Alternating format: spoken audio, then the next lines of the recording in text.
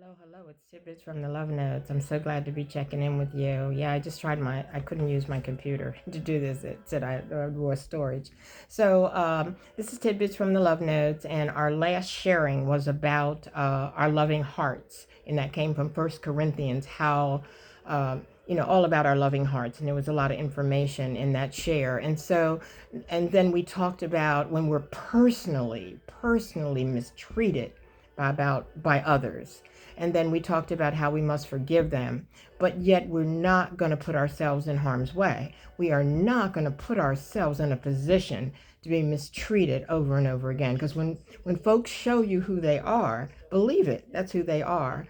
Whether they be institutions or whether they be people or things, when you're shown, then you know what it is. So you don't want to put yourself in a position for for the same things to happen all over again. So that was part of the message, the last part of it that was shared to me. And then the next to the last part was a question: what about those who are sinning against God, our loving God? They sin against our loving God. What do you do about that in terms of pure heart? And so many scriptures share about that, about sinning against God, and scriptures.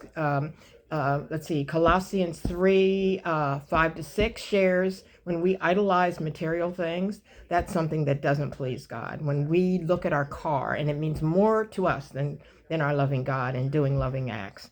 And when we idolize our partner, girlfriend, boyfriend, or idolize our house, and it means more to us than the love of God, we put that first, and God is just like the leftovers on our list.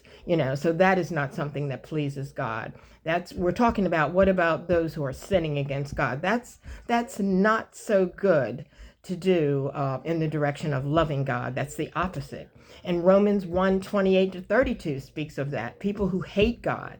I know I called a guy to send a message to him, and he told me, don't ever send me a message again about God. I hate God. I don't want to hear about God. It falls on deaf ears. I cannot hear about that because I don't believe in that.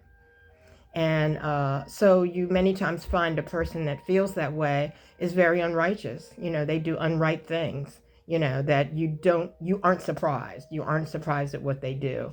And so then Leviticus 24:15 to 16 shares and supports that also. And then Exodus 20 to 7 talks about speaking God's name in reference to some unholy act, like, oh God, help me kill this man. It's not talking about, oh God, please heal my back, it hurts so bad. It's not using God in a way that's not unholy, using it in a way that is unholy. And when we do that, God isn't happy with that. That is something that God is very displeased by.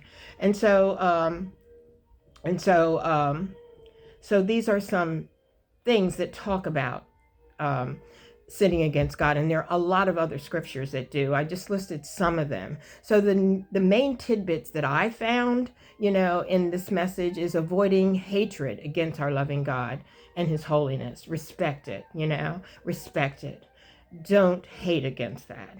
And also tidbit number 2, avoid cursing the holiness of God and the holiness of his ways, do not do that. And avoid claiming yourself to be God. Like, I'm all powerful. I run everything. I'm the boss of everything. I'm in charge of everything, and nobody's over me. And we know people who are saying those kind of things because they worship power.